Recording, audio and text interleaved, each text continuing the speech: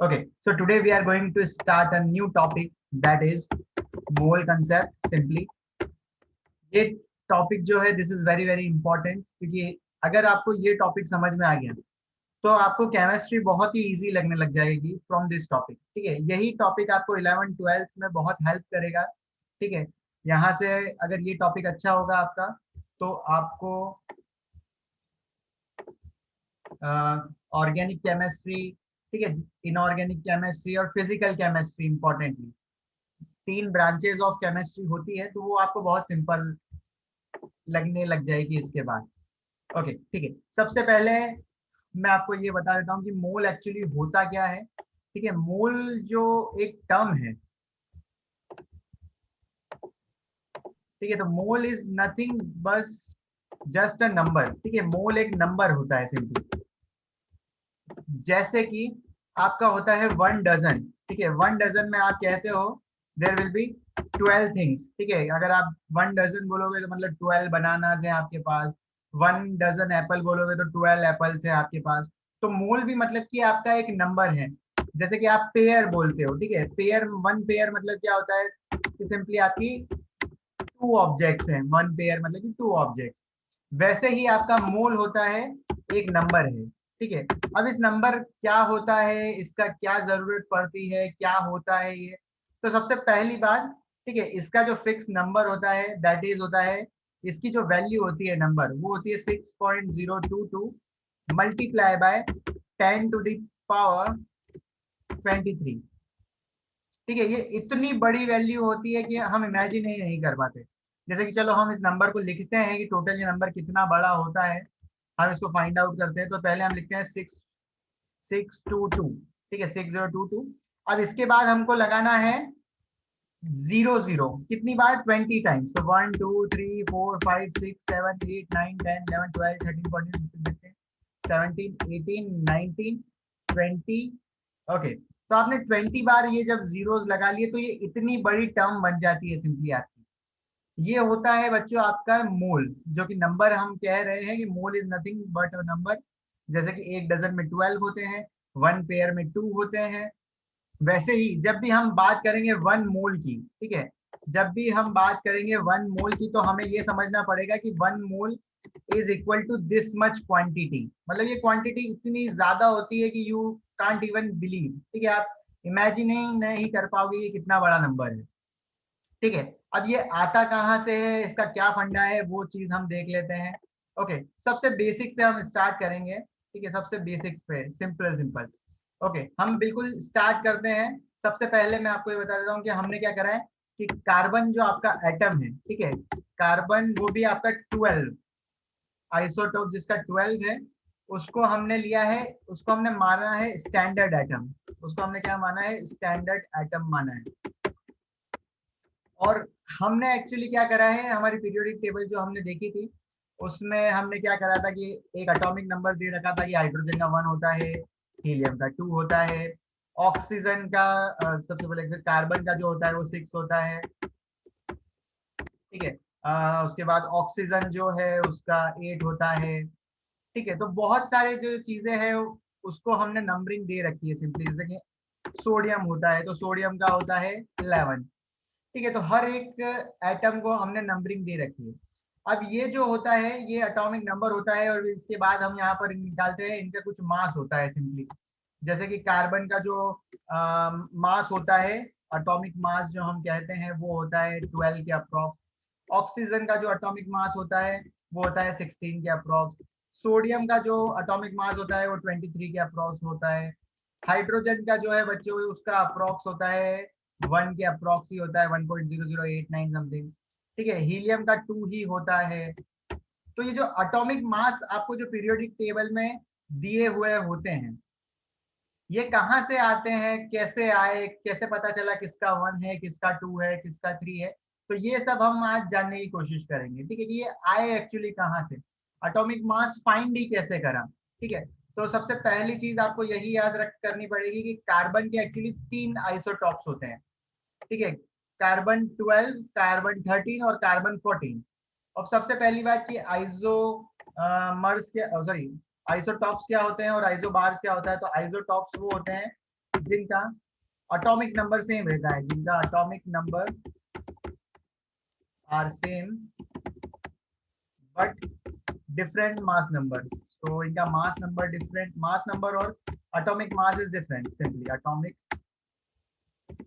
Mass but different atomic mass. एक होता है आइसोटॉप्स, दूसरी जो चीज होती है वो होता है आइसोबार। ठीक है, यहीं पे मैं आपको बता देता हूँ what is isobar.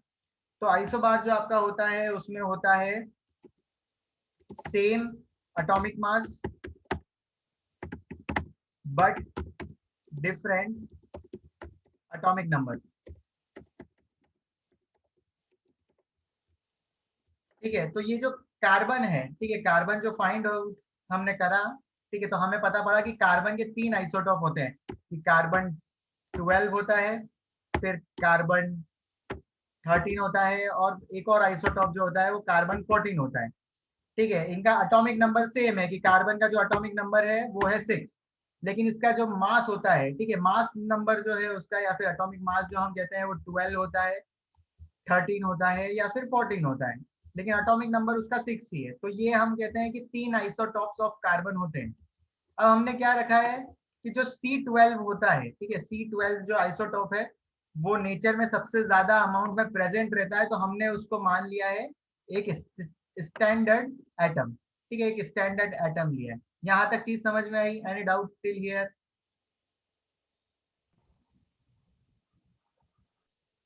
Sir, can you No, give sir. examples of our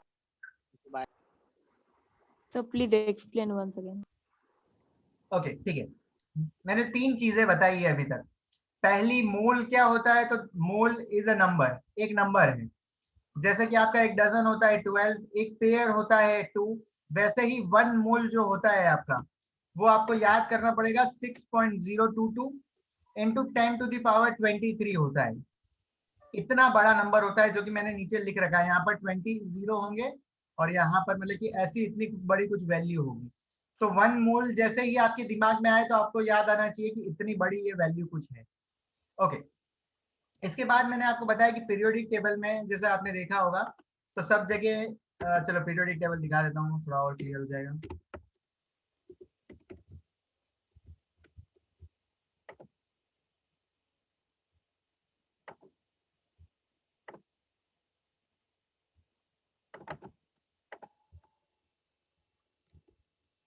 okay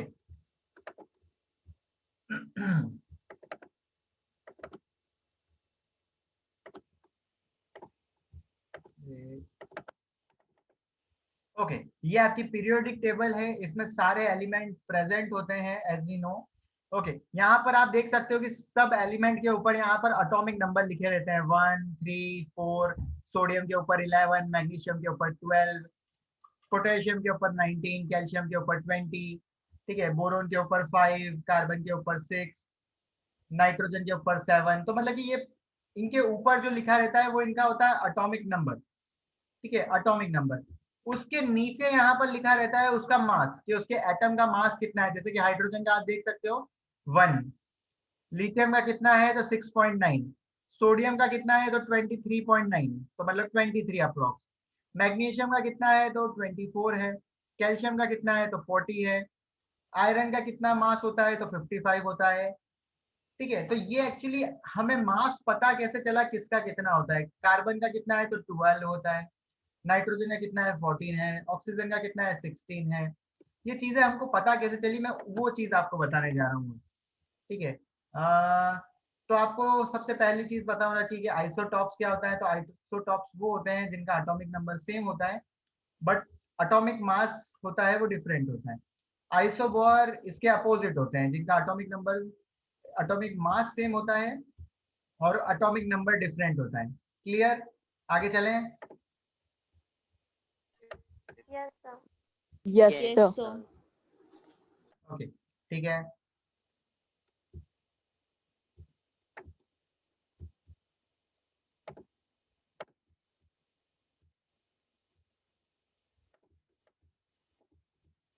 okay. Second thing, हम देखते हैं कार्बन एटम को। सिंपली हमने देखा कार्बन का एटम है हमारा। Okay, what is the atomic number of carbon? Periodic table में देख के बताओ मुझको क्या है एटॉमिक नंबर।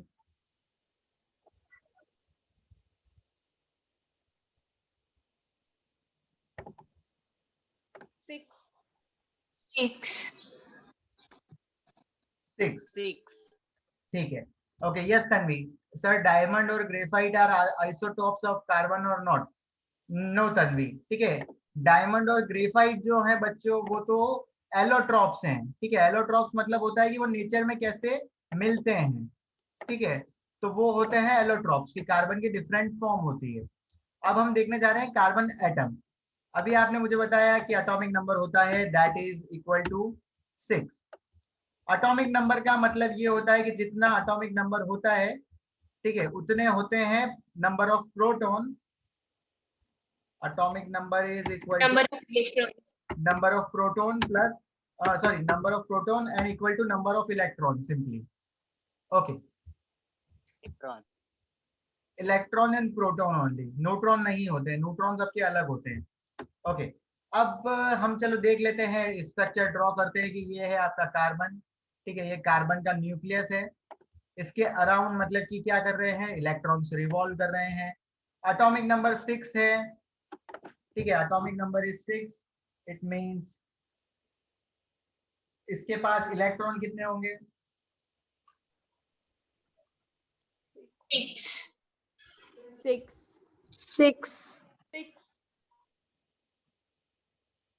ठीक है, इसके पास होंगे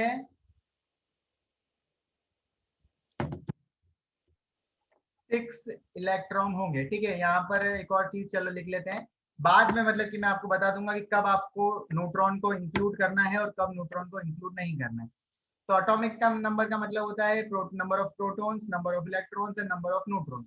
न्यूट्रॉन आधे केसेस में अलग होते हैं, तो जिन केसेस में अलग होंगे वो मैं आपको बाद में बता दूंगा। ओके, अब यहाँ पर होते हैं 6 इलेक्ट्रॉन। तो 6 इलेक्ट्रॉन को हम फील करते हैं कि पहली शेल में 2 इलेक्ट्रॉन होते हैं और दूसरी शेल में आप देख सकते हो 6 - 2 कर देंगे तो 4 इलेक्ट्रॉन होंगे दूसरी शेल में। तो 1 2 3 एंड 4। ओके चलो, यहाँ पर 6 इलेक्ट्रॉन हो गए। प्रोटॉन कहाँ पर प्रेजेंट होते हैं?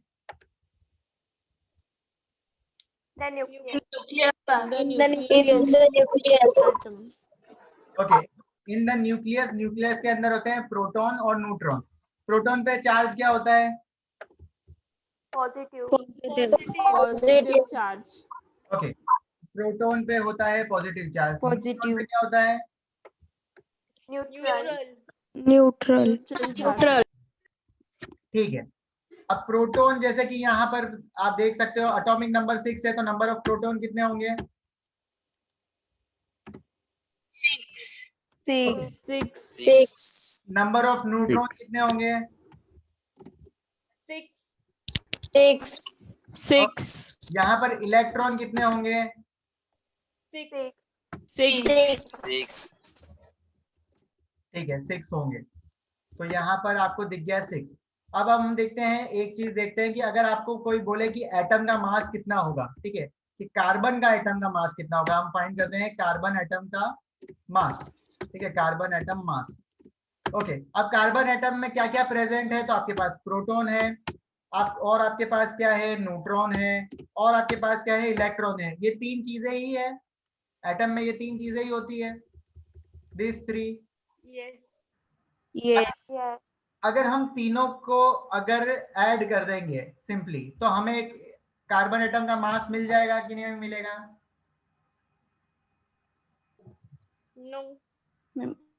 मिल जाएगा। Yes.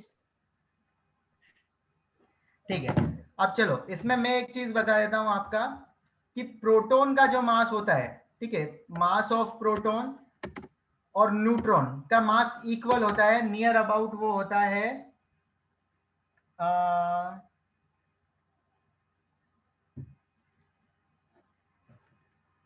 that is 1.66 multiply by 10 to the power minus 10 to the power -24। -24 का मतलब पता है आपको? Yes, sir. Yes, sir. Yes. Okay, और ये जो होती है वैल्यू दैट इज इन ग्राम, ठीक है। इसकी केजी में अगर वैल्यू जो, अच्छा चलो ठीक है, हम ग्राम में ही चीज देखते हैं, सिंपली हमको ग्राम का आइडिया है। ओके, प्रोटॉन का मास बराबर होता है न्यूट्रॉन के मास के बराबर, जो कि होता है इतना, यहाँ पर ग्राम में छोटा लिखता हूँ। Okay, that is your gram. Okay, अब दूसरी बात जो आती है वो आती है इलेक्ट्रॉन का मास कितना होता है सर। तो इलेक्ट्रॉन का मास जो होता है वो होता है 1.66, सॉरी वो होता है 9.1 multiply by 10 to the power minus 31। Okay, 31 minus 3 तो 28। Okay, 10 to the power minus 28, 10 to the power minus 28। Okay, अब मुझे ये बताओ कि प्रोटॉन का मास ज्यादा होगा या इलेक्ट्रॉन का। इलेक्ट्रॉन। Electron. Proton. इलेक्ट्रॉन। गलत। ठीक है, कैसे गलत, मैं आपको बताता हूं।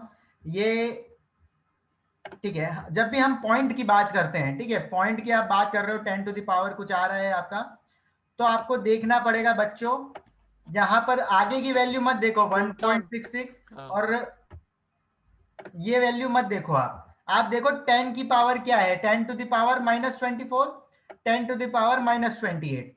अब मतलब कि जैसे आप ये कंपेयर करके देख लो कि 10 की पावर आप रखो, 10 की पावर आपने रखी -1, और 10 की पावर मैंने रखी -2, ठीक है। तो 10 की पावर -1 जो होती है वो 1/10 होती है, तो उसकी वैल्यू होती है 0.1।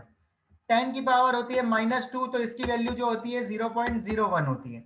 अब आप देख के बता दो कि जितना माइनस जिसका कम होगा, ठीक है, जैसे -1 छोटा है तो इसकी वैल्यू बड़ी है। तो अब मुझे बताओ कि मास किसका ज्यादा होगा, प्रोटॉन का या इलेक्ट्रॉन का। Proton. Proton. Proton. समझ में आ गया कैसे। Yes, sir. Yes, Yes, sir. sir. Okay, ठीक है।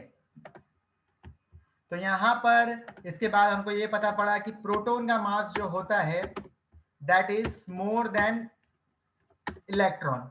इलेक्ट्रॉन मास से कहीं कहीं ज्यादा होता है, और कितना ज्यादा होता है, तो आप ये देख सकते हो 10 की पावर 4 टाइम्स, कि अगर प्रोटॉन का मास आपका है 1, ठीक है, हम मान लेते हैं कि प्रोटॉन का मास अगर 1 ग्राम है, तो आपका जो इलेक्ट्रॉन है उसका जो मास होगा ना वो होगा 0.0001।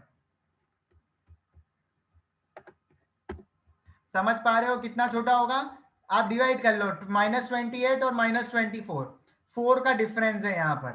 तो मतलब कि यहाँ पर भी 1 ग्राम और जो इलेक्ट्रॉन का मास है उसमें भी मतलब कि 4 पॉइंट का डिफरेंस आएगा। तो ये कितना छोटा होता है इलेक्ट्रॉन, आपको पता चल रहा है, मतलब कि बहुत छोटा वेट है इसका, इसका मास बहुत छोटा है इलेक्ट्रॉन का। ये चीज क्लियर हुई। Yes, sir. Yes, sir. Yes, sir. Yes, sir. Okay, ठीक है, यहां से मैं हटाता हूं, ये चीज हटाई, ये भी हटाई, ये भी हटाई। ओके, अब जैसे कि मैं निकाल रहा हूं कार्बन एटम का मास, कि कार्बन एटम मास, तो मैंने क्या करा सिंपली। ओके, मीटिंग एक बार में आ जाओ सब। ओके, क्या होता है, proton plus neutron plus electron. अब यहां पर मैं क्या कर रहा हूं, न्यूट्रॉन, ये जो इलेक्ट्रॉन है बच्चों इसको इग्नोर कर देता हूं क्योंकि इसका मास बहुत छोटा है, ठीक है। कार्बन एटम का जो मास है उसमें मैं इलेक्ट्रॉन को इग्नोर कर देता हूं क्योंकि इलेक्ट्रॉन का मास बहुत कंपैरेटिवली छोटा है। तो यहाँ पर कार्बन का जो मास होता है कार्बन एटम का, वो बराबर हो जाता है प्रोटॉन प्लस न्यूट्रॉन के बराबर, ठीक है। ओके, अब मुझे बताओ कि कार्बन में कितने प्रोटॉन होते हैं, कार्बन एटम में। Six protons. ओके, 6 प्रोटॉन, और न्यूट्रॉन कितने होते हैं, Six. 6 न्यूट्रॉन। ओके, 6. और मैंने आपको एक और चीज बताई थी कि प्रोटॉन का जो मास होता है वो बराबर होता है न्यूट्रॉन के मास के बराबर, ठीक है। तो यहाँ पर मैं किसी एक टर्म को चेंज कर देता हूँ, कि यहाँ पर मतलब कि क्या कर देता हूँ, मैं प्रोटॉन को प्रोटॉन ही रहने देता हूँ कि 6 प्रोटॉन प्लस यहाँ पर 6 प्रोटॉन में लिख सकता हूँ न्यूट्रॉन की जगह। Yes, sir. Yes, sir. Okay, अब यहाँ पर टोटल सम कितना आ रहा है, 12. 12 protons. 12 प्रोटॉन के बराबर सिंपली। ठीक है, तो ये 12 जो चीज आपका सम आ गया है, दैट इज कार्बन एटम का जो मास है आपका, वो बराबर हो रहा है 12 प्रोटॉन के बराबर। जब भी अब प्रोटॉन की बात आ जाती है कि यहाँ पर प्रोटॉन आ गया है, तो लास्ट में हम एक यूनिट लगा देते हैं AMU। इसका मतलब होता है एटॉमिक मास यूनिट, एक एटम की मास की यूनिट। ठीक है, प्रोटॉन के जो मास होता है, जो कि होता है अभी मैंने बताया था, प्रोटॉन का जो मास होता है 1.66 multiply by 10 to the power -24 होता है बच्चों, -24 ग्राम में होता है। जब इसकी वैल्यू मैं यहाँ पर रख रहा हूँ, ठीक है, इस P की वैल्यू मैं यहाँ पर जब रख रहा हूँ, तब बच्चों में यहाँ पर मतलब कि ये वैल्यू मतलब बहुत छोटी हो जाती है। तो सिंपली मैं क्या कर देता हूँ, इसको एक यूनिट बना देता हूँ AMU। ठीक है, जो ये वैल्यू है इसको मैंने बोल दिया AMU, एटॉमिक मास यूनिट, कि एक एटम की मास की यूनिट। सिंपली क्या बोलेंगे मैं इसको, एक प्रोटॉन का मास हमेशा बराबर होता है 1 AMU के भी। ठीक है, चलो मैं लिख ही देता हूँ, 1 proton is equal to 1 neutron is equal to 1 AMU। अब क्लियर है? Yes, sir. Okay, take the Yes, screenshot. Excuse me, sir. Yes. Excuse me, sir. Sir, is the atomic mass unit same as gram molecular mass? Sorry. Is the atomic mass unit same as gram molecular mass? No, they are different. Sir, how? Okay. चलो ठीक है, आगे जब हम चलेंगे, जब मैं आपको एग्जाम्पल बताऊंगा, ठीक है, तब आपको पता चल जाएगा कि कौन सी क्या यूनिट है सिंपली। ठीक है, अभी सब दूसरे बच्चे कंफ्यूज हो जाएंगे अदरवाइज। ओके, चलो ठीक है, इसके आगे चलते हैं।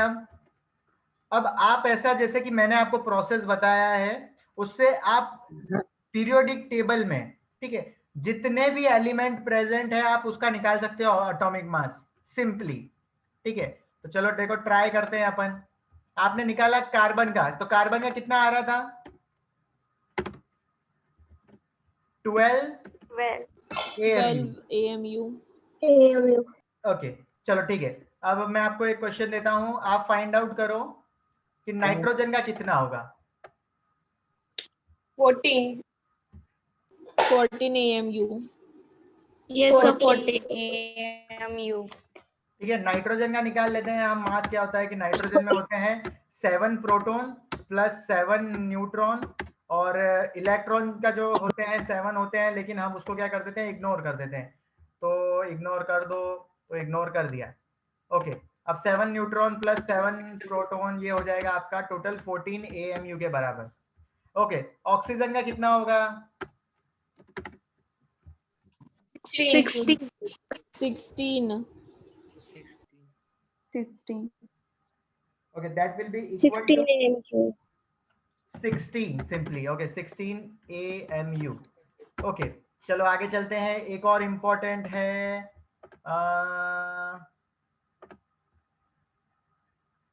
ओके, सोडियम का कितना होगा, 23. 23. 23. 23. 23. ठीक है, ये तो एक्चुअली आपको याद हो गया था। ठीक है, तो सोडियम का पहले मुझे ये बताओ एटॉमिक नंबर कितना है। 11. ओके, 11. तो उसका मतलब क्या होता है कि उसमें 11 प्रोटॉन होंगे, 11 न्यूट्रॉन होंगे और 11 इलेक्ट्रॉन होंगे। तो ये जो नंबर है 22 आना चाहिए था, 23 कैसे हो गया।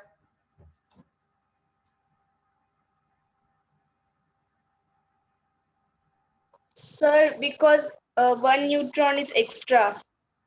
फैंटास्टिक। ठीक है, यहाँ पर क्या होता है बच्चों की, एक जो न्यूट्रॉन होता है वो एक्स्ट्रा होता है, तो इसलिए ये 23 हो जाता है कि 11 प्रोटॉन प्लस 12 न्यूट्रॉन होते हैं, तो इसलिए ये टोटल हो जाता है 23 AMU सिंपली हो जाता है, atomic mass unit.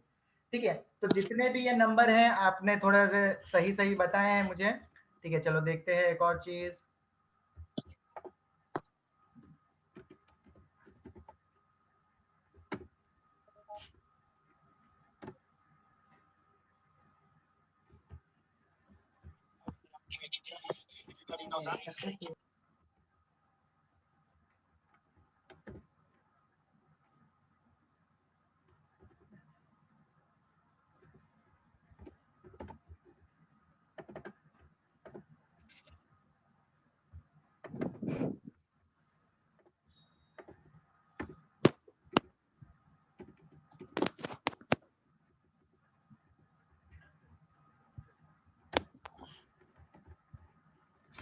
Okay, screen share on. आज का आईपीएल मैच देख के क्या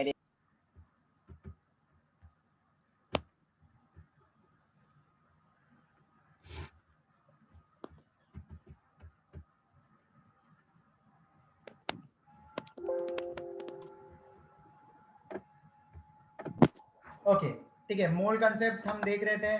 तो इसमें हमने क्या क्या देखा अभी तक? तो सबसे पहले देखा कि मोल एक्चुअली होता क्या है। तो it is the amount of substance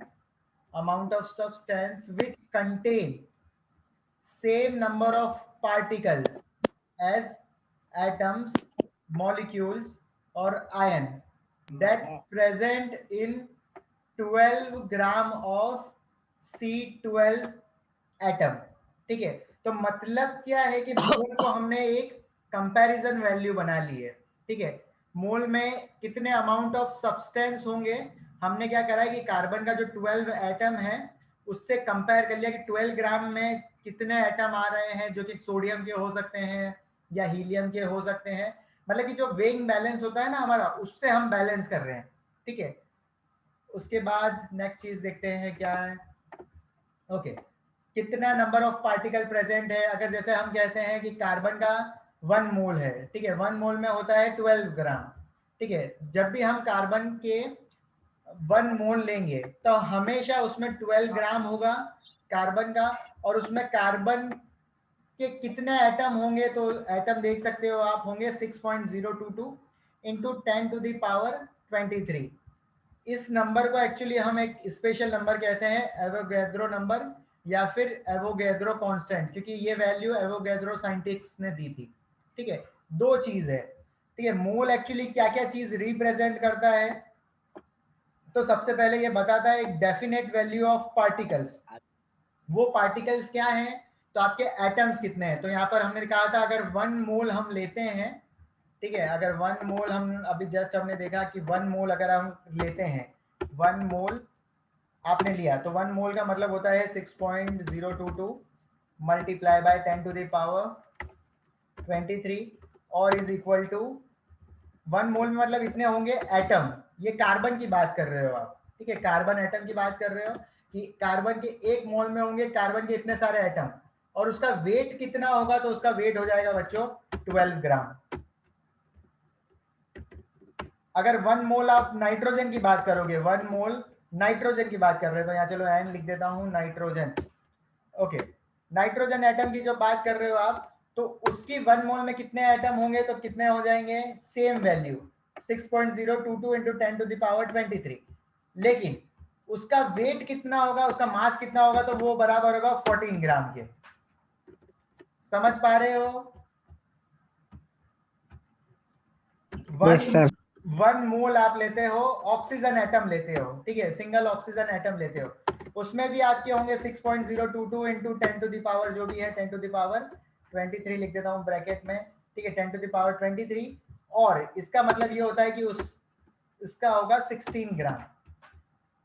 ठीक है, और डिटेल में बताता हूँ। चलो, जैसे कि आपने क्या करा, आपने लिया 16 ग्राम ऑफ ऑक्सीजन एटम। ठीक है, तो मैं क्या करता हूँ, एक सर्कल बनाता हूँ। अब ये सर्कल के अंदर आपने क्या लिया है, ऑक्सीजन के एटम्स लिए हैं। ठीक है, कितने लिए हैं, तो एग्जैक्टली आपने क्या करा, 16 ग्राम लिया है यहाँ पे, 16 ग्राम आपने एटम्स ले लिए। ठीक है, सॉरी, आपने वेट करा और ऑक्सीजन एटम आप भरते जा रहे थे। जैसे ही 16 ग्राम मतलब आपको स्क्रीन पे दिखा, आपने एटम और भरना इस सर्कल के अंदर बंद कर दिया। जब हमने यहाँ पर काउंट करा, ठीक है, काउंट करा, तो यहाँ पर हमें पता चला कि यहाँ पर कितने सारे मतलब कि एटम हो सकते हैं ऑक्सीजन के। जो आपको क्रॉस दिख रहे हैं ना, ये एटम्स हैं ऑक्सीजन के, ये कितने हो सकते हैं, तो हमें पता चला जब हमने कैलकुलेट करा ना, तो ये वैल्यू आई हमारी 6.022 इंटू 10 टू द पावर 23 के बराबर। मतलब इतने एटम्स जब होंगे तभी ये होगा 1 मोल, और तभी ये मतलब कि पता पड़ेगा कि ये जो ऑक्सीजन है उसका जो मास होगा 1 मोल का, या फिर इतने एटम्स का, मेनली इतने एटम्स का मास कितना होगा, तो वो होगा 16 ग्राम। ठीक है, एक एटम का मास कितना होगा ऑक्सीजन का, तो वो होता है 16 AMU। AMU का मतलब क्या होता है कि 16 का मास, AMU की जो वैल्यू होती है वो प्रोटॉन के मास के बराबर होती है। प्रोटॉन का जो मास होता है बच्चों आपका वो होता है 1.66 multiply by 10 to the power -24। तो -24 लिख देता हूँ, -24। समझ पा रहे हो, एक एटम का मास का वैल्यू कितनी कम होती Yes, है, sir. और एक मोल एटम की मास की वैल्यू कितनी हो रही है। समझ पा रहे हो, अब डिफरेंस समझ पा रहे हो कि नहीं? Yes.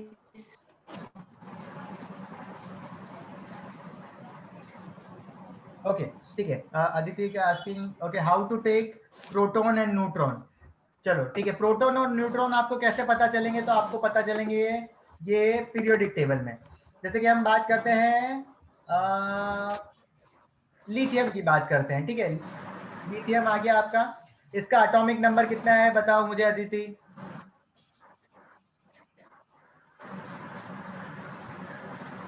किसका सर? लिथियम का 3rd नंबर पे जो दिख रहा है उसका एटॉमिक मास कितना है? 6 अप्रॉक्स 6.9 समथिंग है। ठीक है, 6 अप्रॉक्स है। ओके, एटॉमिक नंबर कितना है इसका लिथियम का? Yes.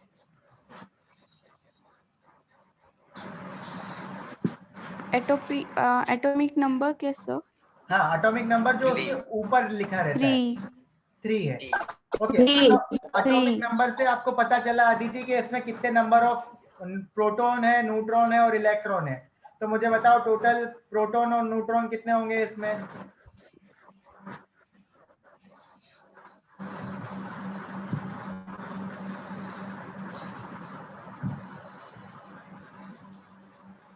सर 3 प्रोटॉन और 3 न्यूट्रॉन। टोटल कितना हो गया? 3 + 3 6। ओके, तो आप देख सकते हो यहाँ पर 6 पॉइंट समथिंग कुछ वैल्यू आ रही है, तो वो हो जाएगा इसका एटॉमिक मास। ठीक है, जब आप मतलब कि क्या करोगे, एक कंटेनर में अगर आप ले रहे हो, ठीक है, आपने क्या करा, लिथियम ले लिया, आप इस जगह पर लिथियम ले रहे हो, और आप क्या कर रहे हो कि पहले आपने एक एटम डाला, 2 एटम डाला, 3 एटम डाला, 4 डाला, 5 डाला, ऐसे कंटिन्यूसली आप एटम डालते जा रहे हो यहाँ पर। ठीक है, जैसे ही आप 6.022 into 10 to the power 23 atoms जब हो जाएंगे यहाँ पर लिथियम के, ठीक है, लिथियम के जब यहाँ पर इतने एटम्स हो जाएंगे, तब इसका मास यहाँ पर जो एटॉमिक मास होगा वो टोटल कितना हो जाएगा पता है? 6 पॉइंट समथिंग, जो कि पीरियोडिक टेबल में लिखा हुआ था 6.9 समथिंग या फिर 6 पॉइंट समथिंग, जो भी अप्रोक्स आ रहा है। ठीक है, तो ये चीज ऐसे आएगी। और यहाँ पर एक और चीज क्या होगा कि आप इसको बोलोगे कि यहाँ पर कितने मोल हैं। ठीक है, अगर आपसे पूछा जाएगा कि यहाँ पर कितने एटम्स हैं, ठीक है, तो आपको ये टर्म तो कितनी बार बार बोलनी पड़ेगी, 6.022 into 10 to the power 23। तो इससे अच्छा है कि आप ये बोल दो कि 1 मोल एटम है।